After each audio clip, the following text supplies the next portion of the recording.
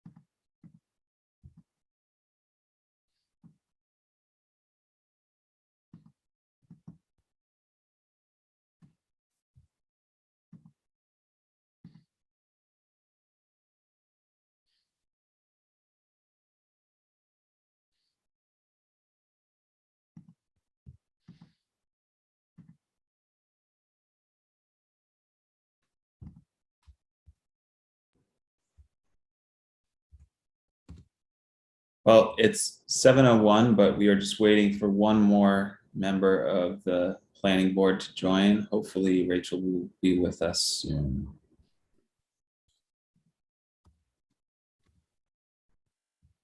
Do you want me to text her? I think Yeah, that'd be great. If you have her number, I thank you. think I do.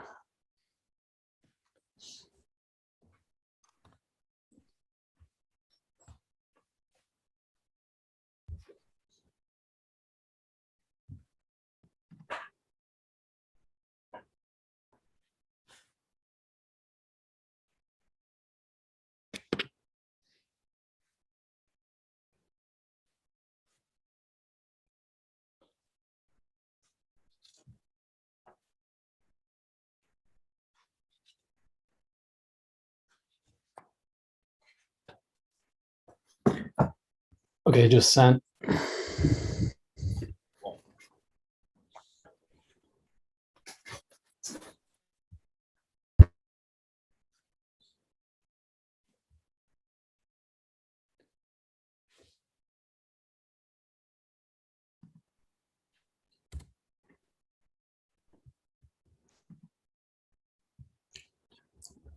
Actually, while we're waiting, I had a question, Rick. Would I generally need a motion to refer an applicant to the HPC? Or is that just a suggestion? It's not legally required. You could just tell them to go there. But it may be, I think it's good form to go ahead and have a motion. That way it's recorded in your minutes that there was an official action taken to refer them.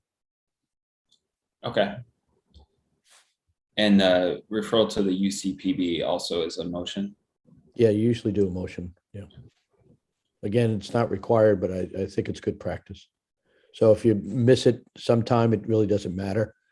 But I just think it's good practice. The minutes will reflect that the board actually took action to make those referrals.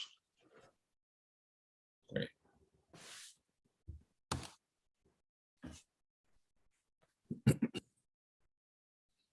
You said Dennis is going to be late tonight?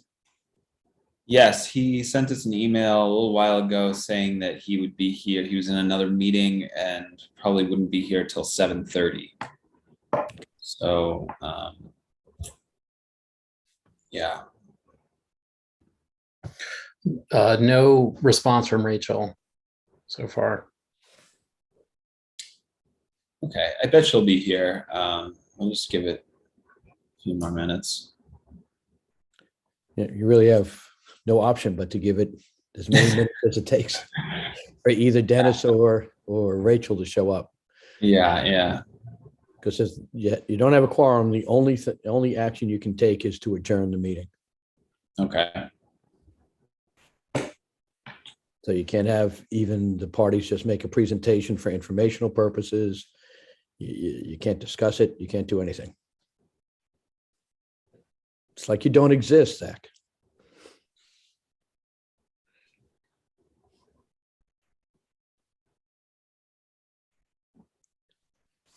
But I can, why don't I at least just talk to you, since that's just you and me talking. Sure. And that's, as you know, that I sent you and the planning board members our memo, a comment memo.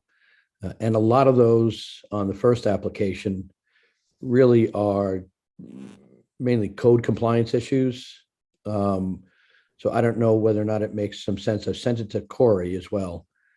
Whether you want to wait until Corey weighs in to go into those in any detail, or you want me to send to the applicant that portion of the memo which identifies all of those so that they're prepared the next time to respond to all of them.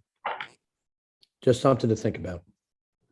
Yeah, I did read through all those and thought that it would be useful to discuss them with the planning board. It seemed like some of them did require some interpretation. But yeah, definitely hoping to hear Corey's take on some of them or all of them. Yeah, I would imagine that he'll come up with his zoning code review letter, which should give you guidance on several of those issues. Yeah. These types of things are not unusual when the code changes. And now there are different provisions that, although they seem very clear when you're drafting them in a local law, sort of in isolation, when you start to actually look at them and look at a plan, you realize that there's some unanswered questions. And so that's what building inspectors do. And they'll, excuse me, he'll go ahead and give you direction, and that's how it gets interpreted going forward. Mm-hmm. And it's my understanding that this is the B2 revisions mainly just bring that zoning in line with B1, right? So it's now more similar. Yes, it's more similar. Shouldn't be too many like brand new regulations. No, I haven't looked at them in detail. Ashley has looked at them in more detail than I. Okay. But that's my general understanding. And I don't know if I advise the board as to when I'm leaving and Ashley's taking over, but I'll be here through the end of April. And then after that, you'll have Ashley. Glad to hear we have you for a few more meetings then. A few more. Yeah, not many. No, I keep thinking it's a ways off, but every time I look at it, and I'm thinking about some other meeting that I have to go, usually would go to, it's like, wait, I'm not even going to be here for that one. Rick, did you do training? I totally missed an email from John about, were you going to do some like a seeker training? I went up to New Paltz and gave seeker training to Autumn. Okay. And the mayor sat in on it, and John came in virtually on that meeting. Okay. I can, there's quite a number of days between now and the end of April. So anybody that wants it, I can certainly do it virtually, and I can also come up to New Paltz if I'm free on whatever particular day you're free. Okay. Yeah, that's good to know. Yeah, I somehow completely missed whenever that was and didn't see it till after, but I'd be interested in doing that. Sure, happy to. I think Autumn found it helpful.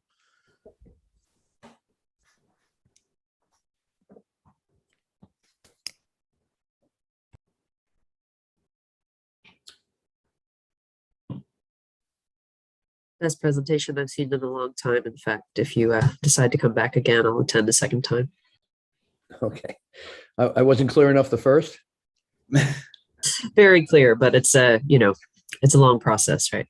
It is. It's when you're just, I think it's particularly difficult when you haven't looked at and gone through a bunch of applications and looked at the plans and looked at the EAF and studied that. It's kind of hard to understand that whole process in the abstract. It's a lot easier when you've been through some applications where you pour over the EAF and you sort of understand now why you're doing that, and it puts it in context. But I'd be happy to come back up to New Paltz and give another seeker demonstration or training, whatever. You also may, it's up to the mayor, or it's up to the Board of Trustees. But whenever you receive training, there is official training that's many times given by a regional planning association or by the state. They have lots of training sessions, and all of you have to fulfill a certain number of hours each year in training. But boards of trustees, by the state law that mandates that, says that the training counts towards that in whatever manner. In your case, for a village, the Board of Trustees decides that it's appropriate to give training credits for. And I'd be very surprised if Tim wouldn't readily give you those credits for the seeker training that I do.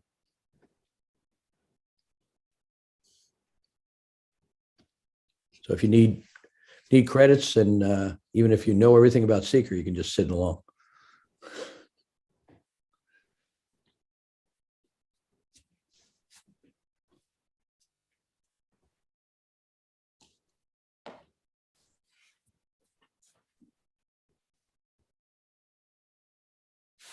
Well, for anyone who's just joining us here or on the live stream, we are waiting to start the meeting until we have one more member of the planning board join us. Should be able to start soon.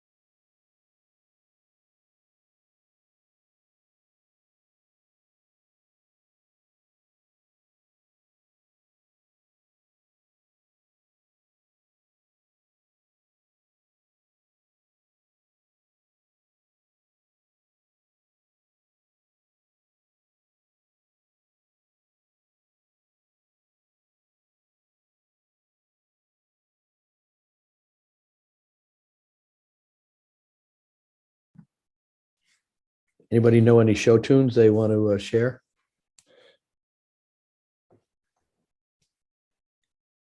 Not me. Leave that to Tom. Mine are all about seeker. I'm working on a rock opera about planning issues. I'll help you score it. Yeah, I'm sure you're going to have a lot of free time.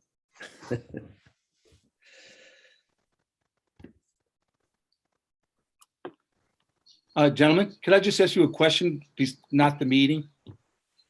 Not about the meeting. Can I ask a question? Not about any application or anything. Yes. I just want to know if Viking's on this show today. Viking is in the town of New Paltz. Is it going to be discussed? Is it going to be discussed tonight, though, here?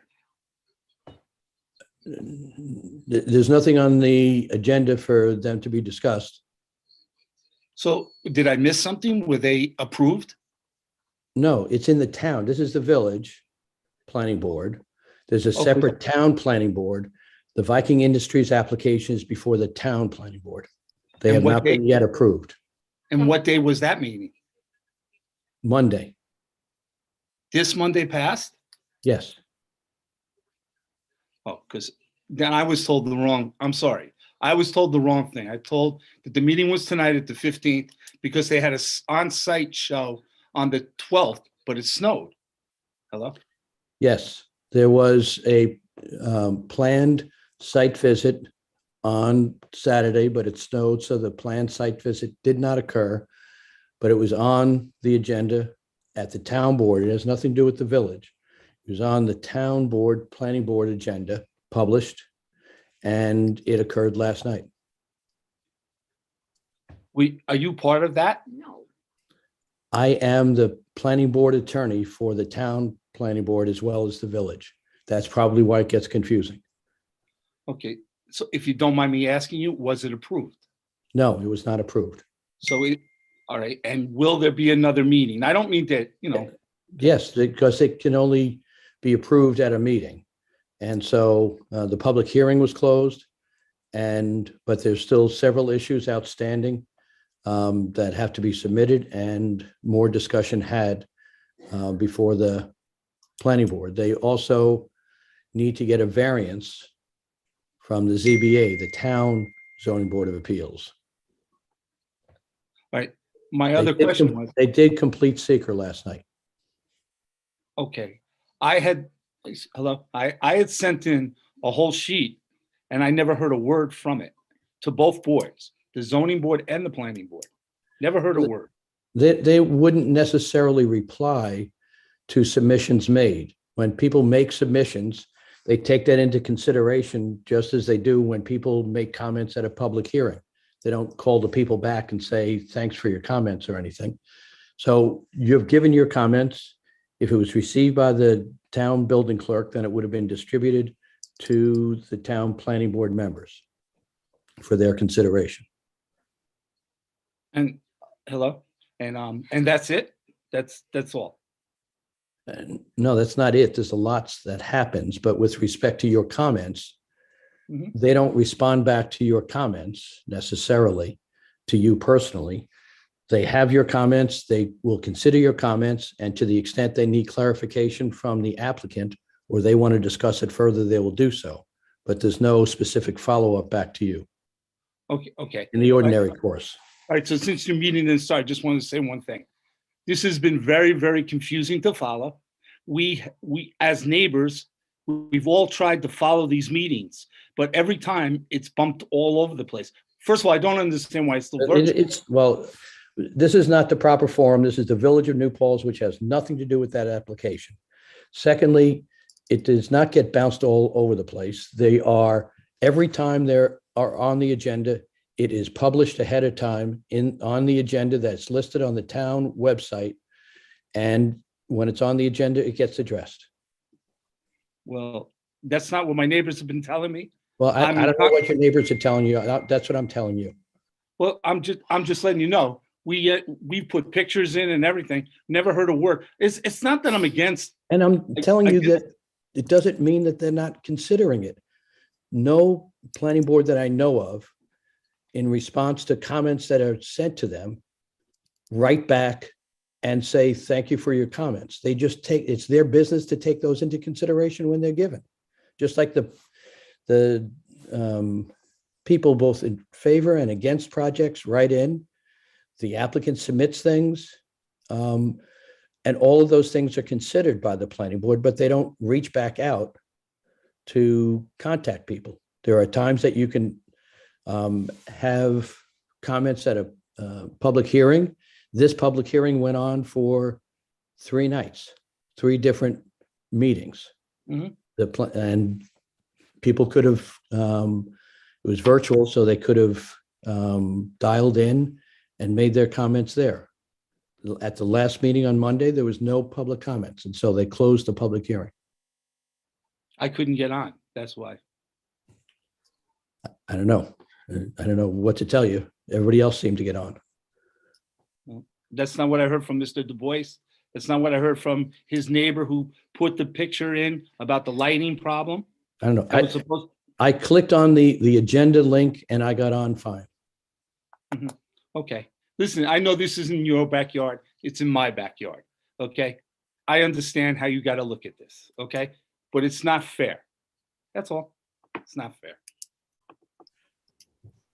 Yep. No comment? No comment, huh?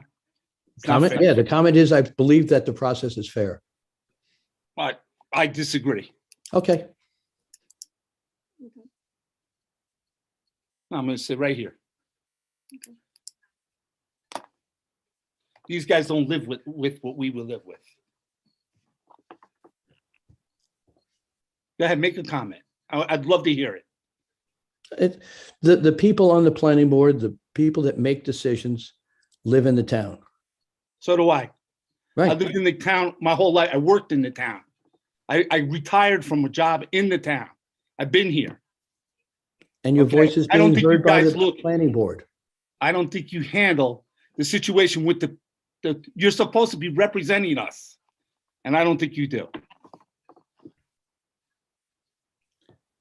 The planning board is supposed to do the job that it's assigned under the town code and under state law. Under there, they don't represent individuals. They have to abide by the code. And if a code allows a particular application to come before them, they can't just say no. They have to hear that application because they have a right to hear it, because the town board, when they passed the zoning, gave them the right to be before the board. And so the board then has to hear it. They have to listen to the submissions. When there's a public hearing, they have to have a public hearing. When there are submissions to it from the public, they have to consider those. And then they have to address all those and determine whether or not it's appropriate site plan. If they don't think it's appropriate, they won't approve it. If they do, after whatever modifications they require, then they could approve it. What you just But what they you can't, just said, they are not allowed, the law forbids them from, if there was a lot of people that just said, don't put it here, they're not allowed to give into that and say, all right, well, then we're not going to put it here. People could sign, you could have thousands of people send in a petition that says, we don't want this project. The planning board still has to hear the project because it's obligated under the law to hear that project. If you don't like that type of use in that area or in any area, then the town board is who you have to petition in order to try to change the zoning. But they are in compliance with their zoning, except for the variance that they are seeking, and they have a right to seek that variance. again, I want to say this again. I've been a neighbor to Viking for over 20 years. I have never complained about their place at all, ever. And I'm not against them to get enlarged. That's fine. Just asking for a couple of things that they would consider with their neighbors. That's all. And that's what I brought to the board. Never heard a word about anything was even thought about, which I would think that you guys would bring it up in your meeting. There's lots of things that have been brought up to meeting, the lights, the noise, the traffic circulation, all of those things have been brought up and discussed at the meeting, including yesterday's meeting. Can I say something? You brought up the lighting. Your last meeting that they had, you're the advisor to Viking in the building part. I don't know your technical name. She said that the lighting was Central Hudson's problem. Now I said, wait a minute. Those lights have been on that building forever. Now they're Central Hudson's problem? That didn't make any sense Well, to me. I'm not going to go into this, but that's an oversimplification and really not correct as to the lighting issue, how it's being addressed by the planning board. But I think for the courtesy of the people that are listening here, who are in the village and don't have this application before them, we're going to stop this particular thing. You can, next time that it's on the agenda in the town, then you can listen in on or watch it. If it's in person, you can be there when it goes before the town planning board, but it has nothing to do with this planning board. Yeah, I would just suggest that, even if the public hearing isn't open, you can make public comments at any of these meetings. You can attend the meeting. You can make your voice heard. You could even volunteer to be on the planning board. Like, this is an open process, and these are all volunteers. They're probably dying for more volunteers to help them out. So please get involved. Okay, the last thing I want to leave you with is, I don't want to be a pain to you. I appreciate that you talk to me off the side of the meeting. I don't want to interrupt your meeting at all. I appreciate you talking to me. Thank you very much. Okay? Thank you. Don't take me off. No word from Rachel, I guess. No, unfortunately, I texted her also. I emailed You Dennis. text Dennis and just let Dennis know that we're waiting in case that he can get out of his meeting early. Yeah, that's a good idea. I did email him, but let me see if I have his. I have not heard anything back from Rachel. Okay.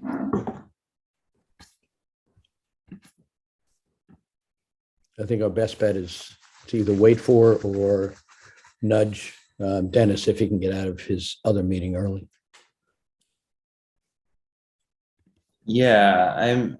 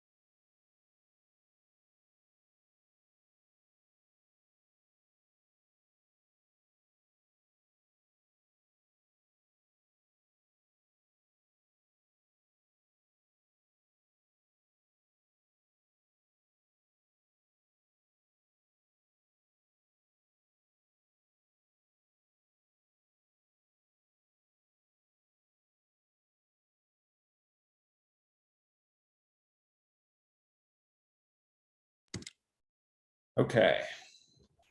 Here we go.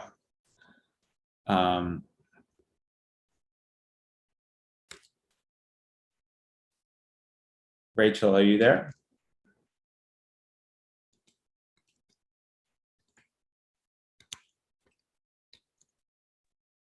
Yes.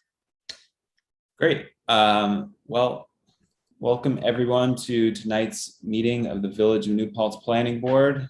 It is March 15th, 2022 at 7:28. Apologies for the delay. I will be chairing the meeting tonight. Our chair, John Litton, is away. So to start the meeting, we have some administrative business, then no public hearings, and 2 applications to review. So to begin, did everyone get a chance to review the March 1st, 2022 minutes? Yes. Yes. Could I get a motion to approve the minutes? So motioned. Second? Second. All in favor? Aye. Aye. Great, so those minutes are approved. Next, is there anyone here from the village board? Actually, I think Bill Murray let us know that he was not going to be able to attend tonight. So are there any updates from the Ulster County Planning Board or the Environmental Policy Board? Okay. Don't think we have anyone here from either of those as well. So the next item on the agenda is public comment, and you can comment here on the Zoom meeting or by leaving a comment in the YouTube live stream. And we will leave the public comment open until the end of the meeting to collect anybody who wants to make a comment. They can do so then. So as I mentioned, there are no public hearings tonight, but we will start our application review with PB 2202, 218 Main Street. So do we have the applicant here on the call? Hello, yep, I'm the architect. My name is Peter Wintermantle with the firm REA Siegel Architect. The applicant is also with us on the line as well, Charlotte Guernsey, who she is, and Michael Bodendorf as well from Hudson Land Design. Hi, great. Well, I was wondering if you could give us a brief overview of the project and just walk us through the site plan. Yep, absolutely. I'll share my screen then, if that's okay. Sure.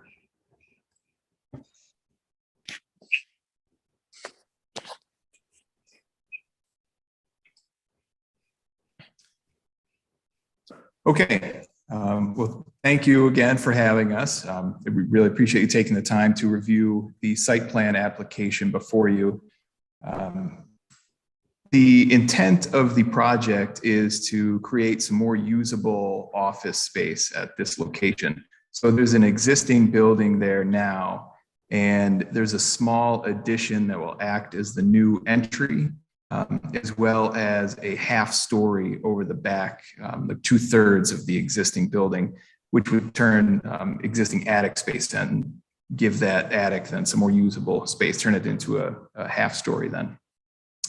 So I'll walk through the building in the next slide, but just while we're looking at the site plan, you will see that the existing driveway that's to remain off of Main Street there, and the parking area in the back remains as well, with the exception of some added striping to indicate the ADA parking space. The addition is, just over here to the west of the existing building. And there's a small area in the back. It's currently a covered walkway. So we would be enclosing that covered walkway and making it interior space. The ADA access is provided through a new front walk. This front walk leads to a new patio out in the front of the new entry. There's bike parking also provided.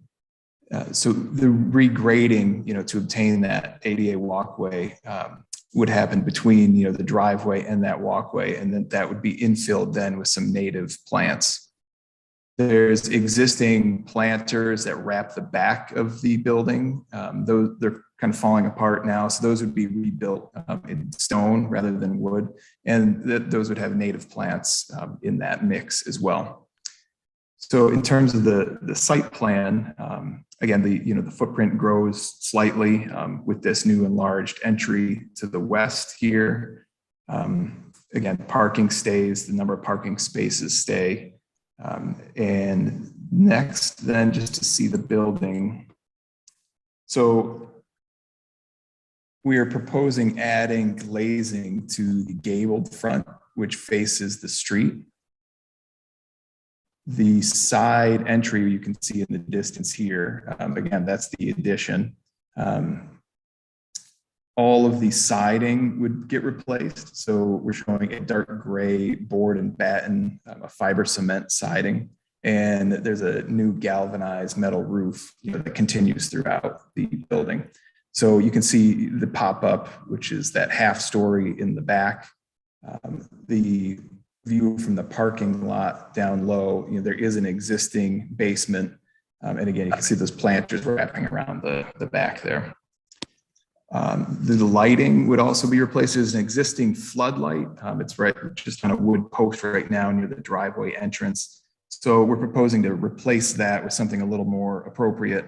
Again, just kind of directing the light down and not throwing it up into the sky, as well as some wall-mounted fixtures at the doors and at the stairs where they would be required. That's really all I have to, for the site plan and the building. So I can, we're available to answer any questions or walk you through any other details.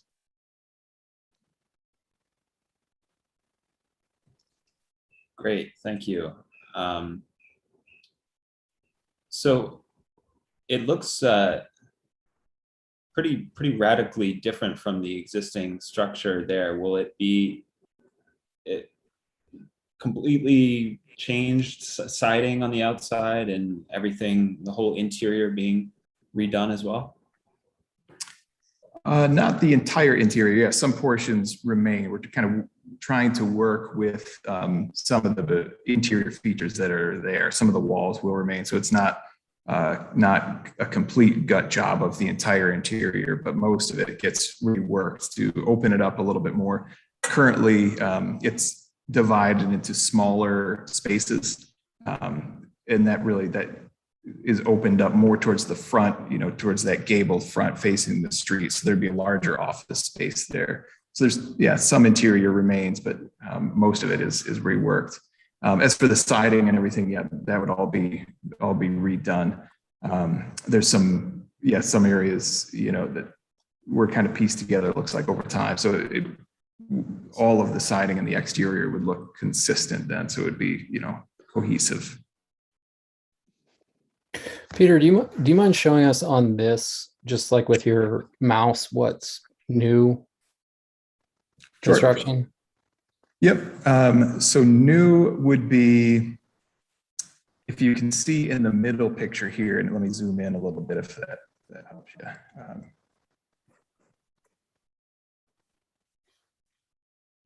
So new would be, there's this roof line that pops up, once we get back here. So that roof is all raised right now. There's an existing attic, but it's not usable for any office space or anything. So by raising the roof on the back 2/3 of the building, that is new space. In terms of the footprint of the building, it would be this piece out here is new.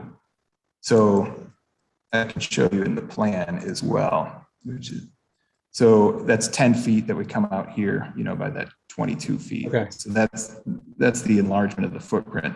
In the back, again, that's a covered walkway. So it's already concrete and everything there.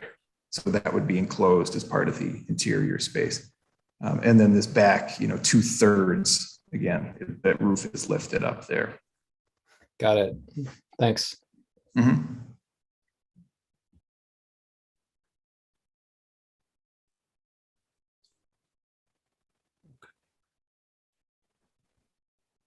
Does anyone else from the planning board have any more questions?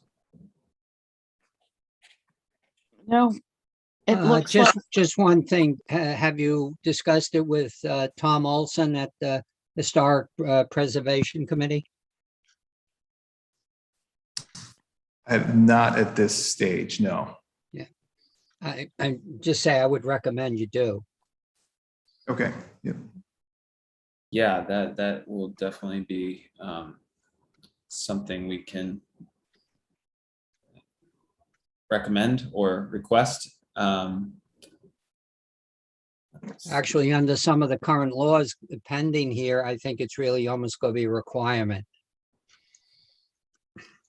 Yes, that is true. How old is the original building?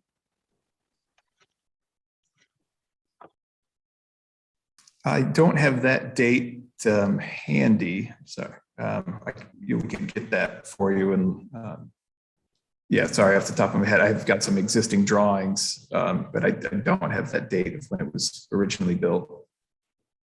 I don't think the building is classified as historical. I think it's just a part of the zoning code that, this type of project needs to be referred. Yeah, all exterior modifications in the B2 district require that it be referred to the HPC.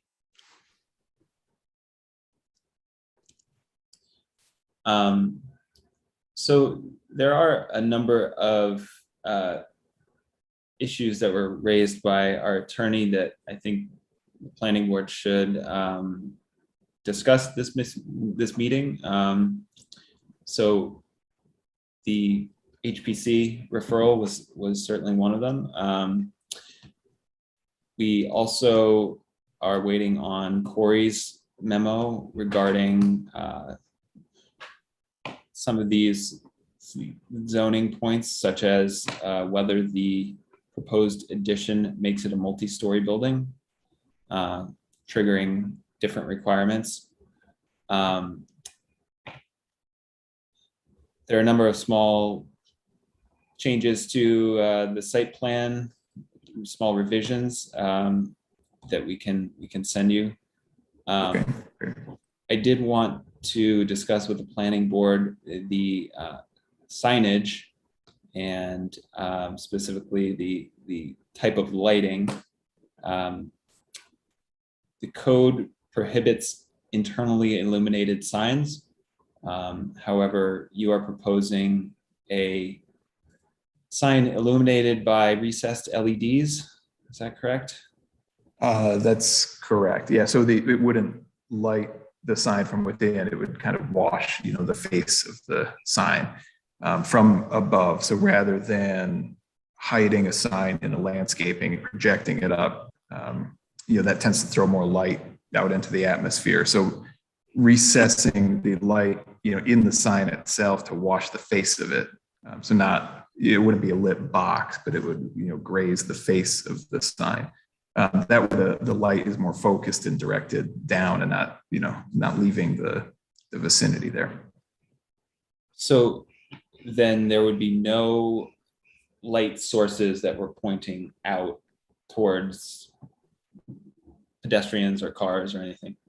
That's right. Yeah, it would be shielded, right? So it would be it's really like a wooden box, and then the sign is set, the actual face of the sign would be set a little within that. So the light would be, in a little cove kind of towards the upper part of the structure itself. Okay. How does the rest of the board feel about that? Do we think it's compliant? It seems that way to me. It seems like it's a pretty good solution. Like it's no visible sources. And it's not actually coming within from a translucent sign. It's just, I think, a more effective way than having a spotlight from below. So I'm fine with that. I'm fine with the lighting.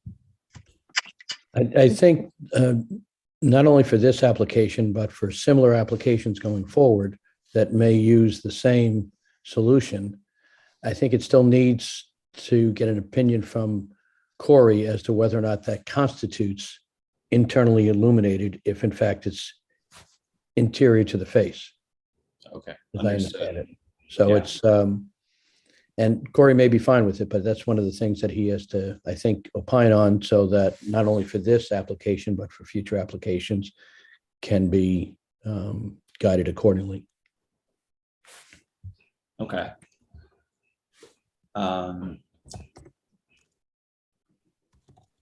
So there's also some language in the village code that site plans in this district should include broad sidewalk, street trees, and a bicycle lane.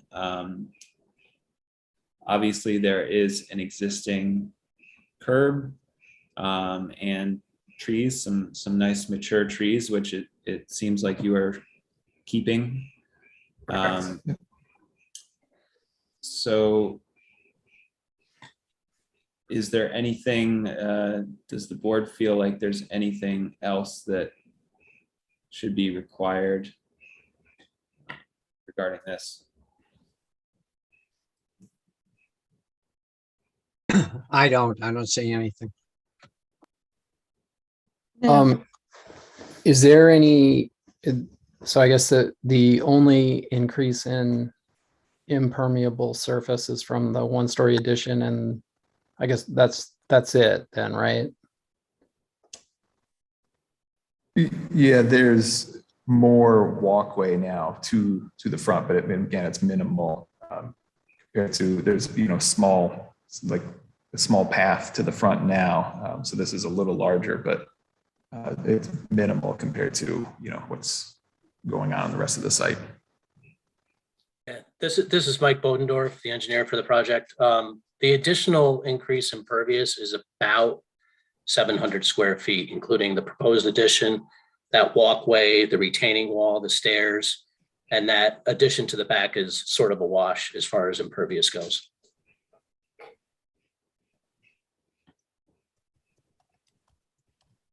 That's good to know. Yeah, I also feel like on the point of the bike lane, since there's no official bike lane on that part of Main Street right now, it doesn't really make sense to require one in this case. So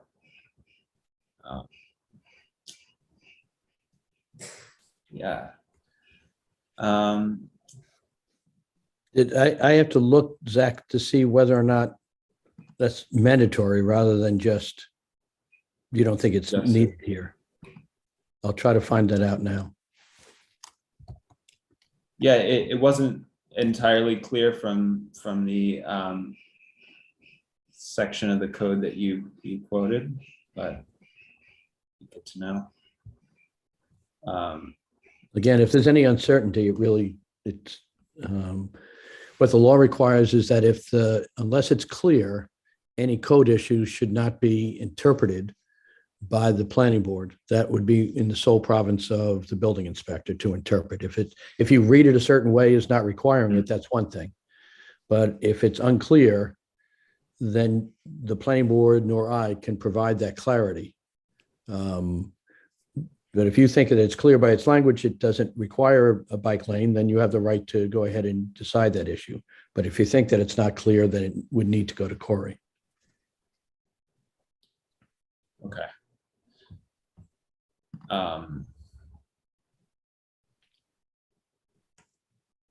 Yeah, I guess I may need to review that section again, but I think Corey's memo will clear some of this stuff up.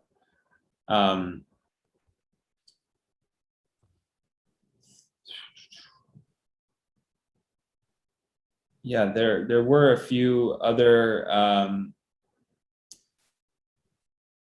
issues that Corey may need to weigh in on.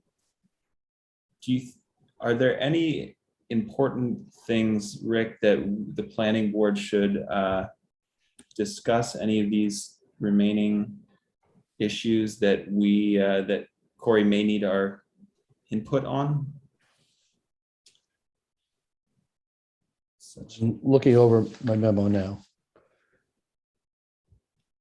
So, I'm sorry, I'm new to New Paltz. So there's a historic overlay district that needs to get approved by, is that what you're telling me? It's not a historic district. We have a historic preservation commission that reviews projects and gives suggestions on design and aesthetics. And so we will be reviewing your application to them, and they will, make some suggestions about how to make the building. Okay, so I mean, Corey never mentioned this to me, or we would have been like keeping that in mind maybe back in September. Can you tell me, like, is this for all properties or what? Some of these changes were made as a result of changes to the zoning code late last year. One of those changes was that the B2 district went through some changes. One of those was a requirement that any exterior changes to structures in the B2 zone has to go to the Historic Preservation Commission. Okay. So there's quite a number of changes in the B2 district regulations from what they were last year. I think that, I forget exactly the date, but it was at the end of last year that these changes were made in the code. And what Zach has asked is that my office has gone through the B2 regulations. Some of it is still unclear to us, and we're asking Corey to make certain things clear. There are other things that we think you need to be considering. And I can send you those comments so that you would have those for the next meeting and be able to respond as to whether or not you believe that you comply with these B2 district regulations. There's a couple of things that more housekeeping than anything else. The owner's authorization was signed by the owner, 218 New Paltz Extension LLC. No, that's needed. I forget who signed the owner authorization. I don't have it before me now. I mean, I probably signed it on behalf of the LLC. Yeah, I don't think it was that clear that that's the way it was done. We'll have to look at that. You may want to look at that because it has to be the LLC that actually fills it out as the owner. And then obviously a managing member can sign on behalf of the LLC. So I don't know if that's how you filled it out, but I think it's probably not. Filled what out exactly? The owner authorization form? For this application? Yes. Okay, that Peter filled out maybe? I don't know. I don't have it in front of me. Okay. But Yeah. my partner who went through this picked up and said that you need an owner authorization signed by the owner, which is not an individual. It's the 218 New Paltz Extension LLC. All right. And obviously that can be signed by someone who is a managing member or a member of the LLC.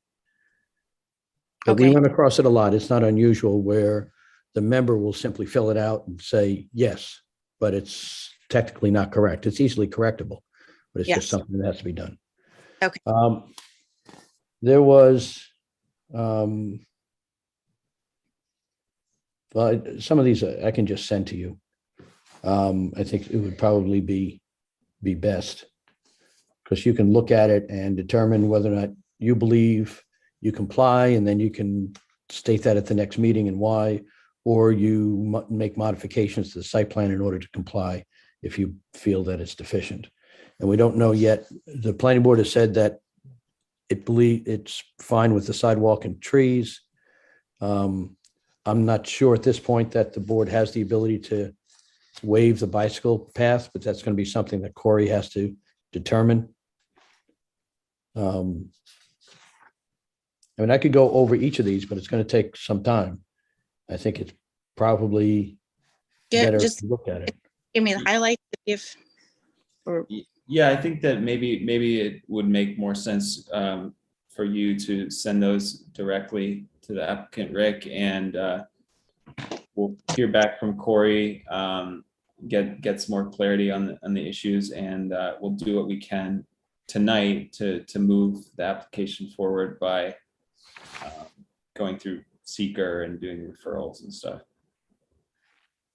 I think tonight, though, you could probably do seeker. I think that these types of things that we're talking about now, it could be referred to the Ulster County Planning Board at this time, but if you want to wait until a subsequent submission, that'll be within your discretion, and the same thing with the HPC referral. Okay. Well, I think that, yeah, I'd like to get a motion to classify this application as type 2 seeker. So motion. Second. All in favor? Aye. Rachel, you also voted aye, Rachel? Yes. Okay, thank you. And I do think that we should refer the application to the HPC at this time. I don't imagine there are going to be too many drastic changes after Corey weighs in, but we'll see. So could I get a motion to refer this to the HPC? So motion. Second. All in favor? Aye. Aye. Aye. Great. And I'd also like to get a motion to refer this to the Ulster County Planning Board. So motion. Second. Second. All in favor? Aye. Aye. Great. Autumn, if you could go ahead and send that portion of my memo dealing with this project to whoever you normally send things to for the applicant. Thank you. So I think that when we hear back from Corey, hopefully, in the next week or so, that we'll be able to discuss the rest of these issues at the next planning board meeting. And at that time, we can schedule a public hearing for this project. And Okay. do you want to wait for the referral until the next one, Zach, or you want to do that now? It's up to the board.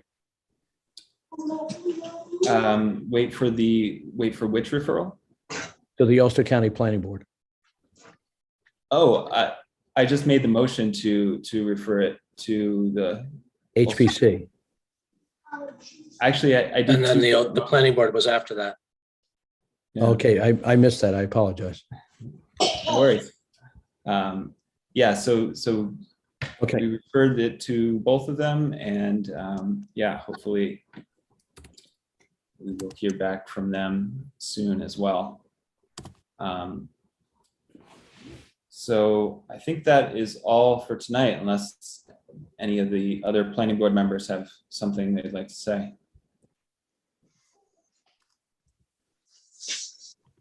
I just have a question if no planning boards have any questions.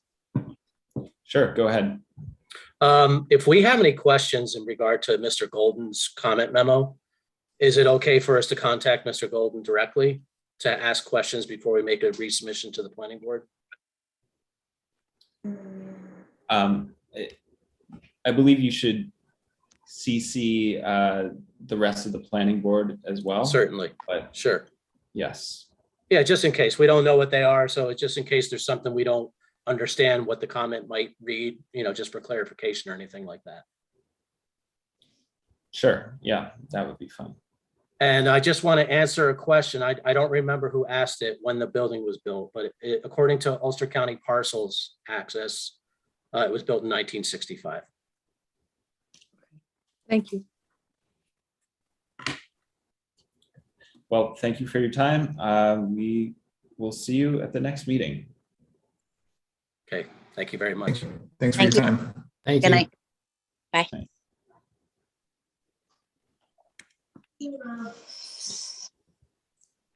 All right, the next item on the agenda is PB 2120, 107 Main Street, with a site plan amendment. Let's see. Could the applicant walk us through the changes? What is being amended? Sure. Hi, my name is John Vett. I'm with Allen Ross Architecture. You guys hopefully all know me. I'll share my screen here and I'll show you what those amendments were. Let's see here. Here it is. So these amendments are only based on the changes to the B2 zoning regulations. So let's see here. We'll start first with the parking table.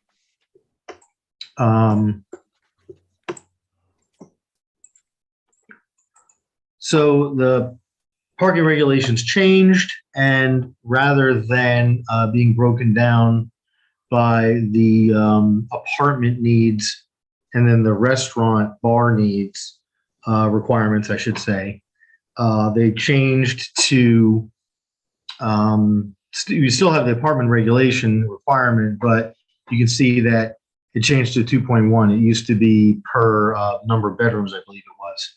So what we're showing here at the top is the existing, and we now are showing also the proposed.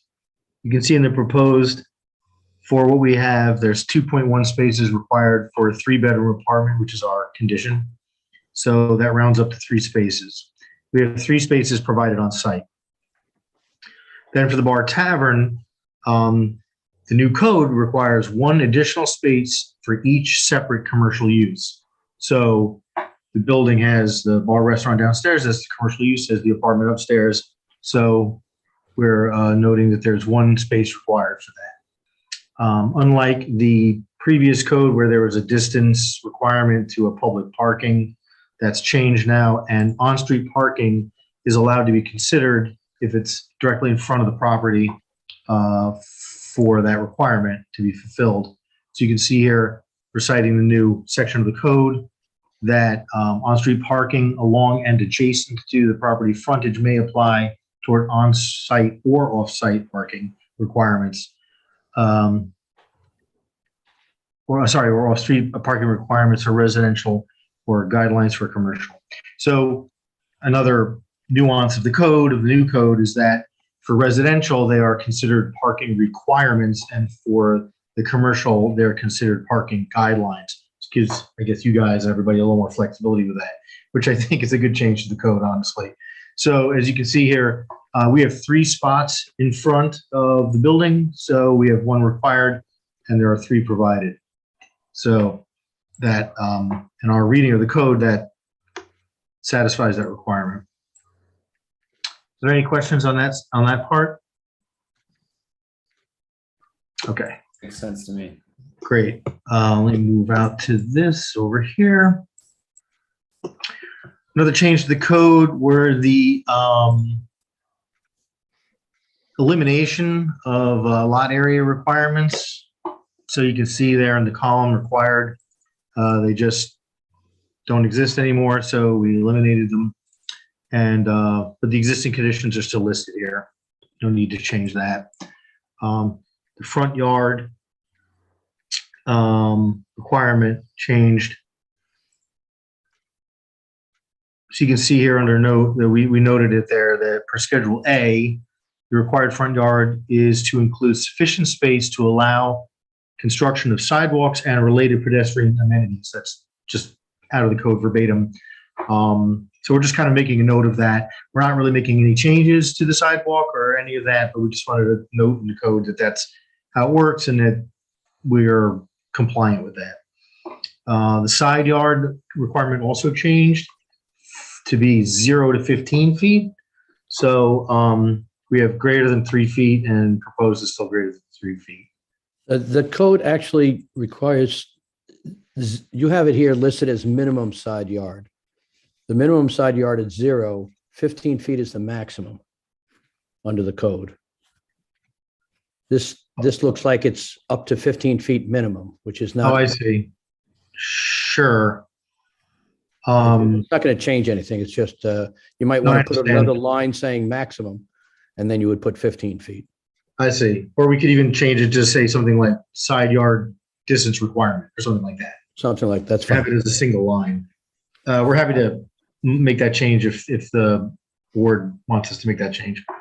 And the rear yard was changed to 10 feet. It used to be, I think, 10 foot or something to do with the length of the back of the yard, and we were at 11.8 feet or something.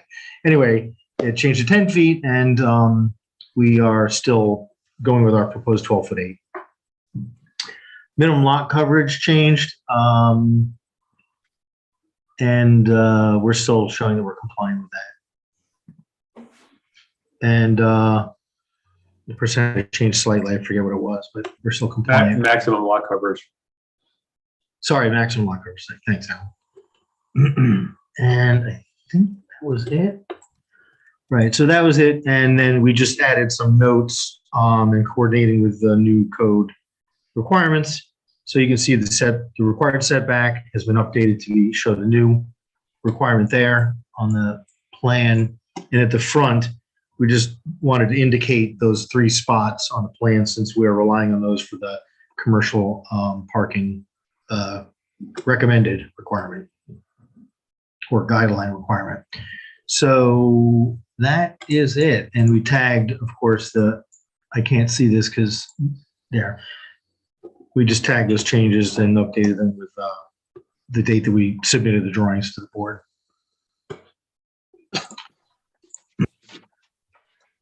Great. One Thanks other for that. item that was a change in the regulations is that the landscaping had to be submitted by an RLA. Is that listed on here? I might have missed it. No. Again, this isn't the planning board's rule. It's something that came about with a code change. That is not something that we noted here.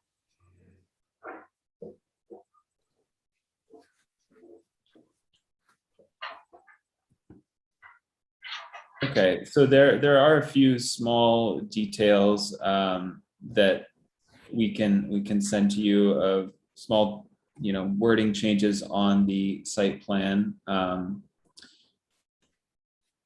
Then I suppose we should also discuss some of the other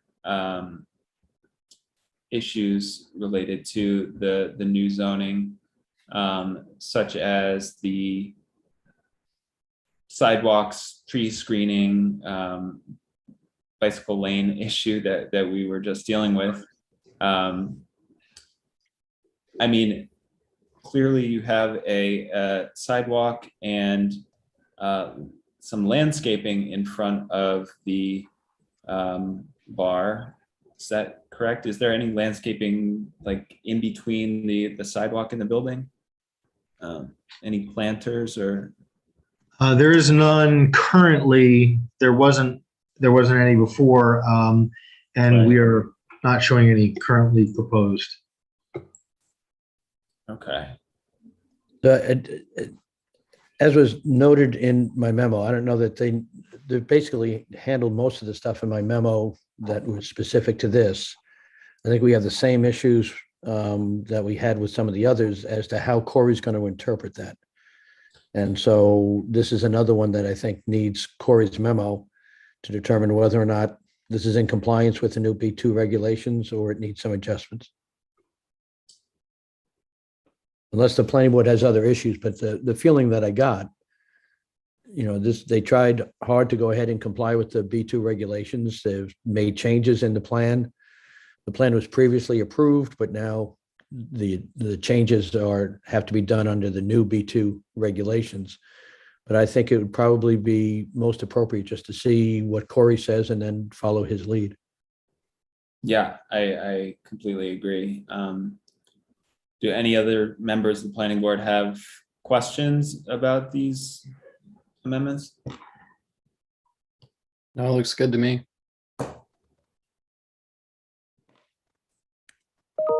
Yeah, everything looks fine to me.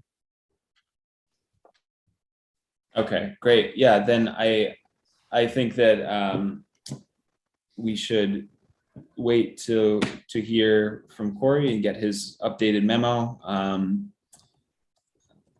And then we can approve these changes or request, see what he's requesting. So let me ask then, does that mean we would, depending on what Corey says, if he has no comments or changes requested, then would this suffice, or would we want to update, for instance, the note on the text of the zoning information table there? Yeah, I think you need to do that, but I think something more substantive, at least from the point of view of the code, is that an RLA has to sign off on the landscaping. So that Right. stamp should be on there somewhere.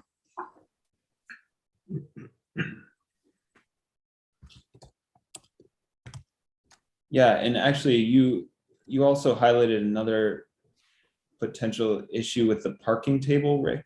Was that something that the planning board needs to weigh in on right now? No, we still believe that the way that they've changed it is consistent. What Ashley had noted here is whether or not the board wanted to review the calculation to confirm what they're doing.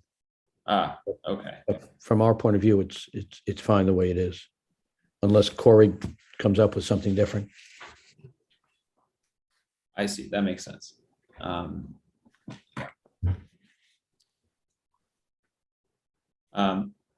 Okay, so then we can send those two issues, those two small changes to the site plan to you, and then Corey can weigh in on this revised site plan, and we will approve it hopefully at the next meeting. Hopefully we can get you on the agenda then.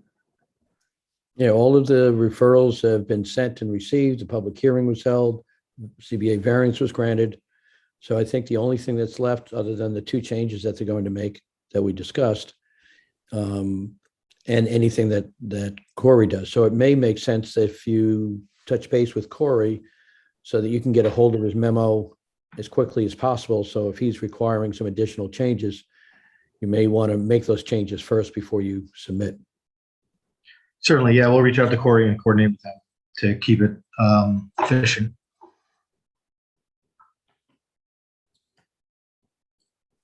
All right, well, I think that's all. Thank you for coming in. See you next time. Thanks. Great, thanks, guys. Nice job, Zach.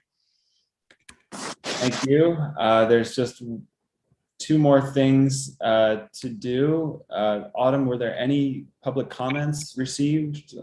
Email, YouTube, anything? No public comments received. Okay. Could I have a motion to close the public comments? So motion. Second. All in favor? Aye. Aye. All right, and can I have a motion to adjourn? So motion. Second. All in favor? Aye. Aye. Very good job, Zach. Thanks a lot. Thank you, Dennis. Nice work. Sorry. Not at all. Oh, good Zach, night. I'm sorry. Just wondering if there's anything I needed to do now, any follow-up needed where I'm in the clear? You're in the clear. All right, Breathe. great. You can now breathe, sigh of relief, and everything else will fall back on John. Sounds good. Thanks, everyone. Good night, everyone. Night all. Good night. Night. Good night.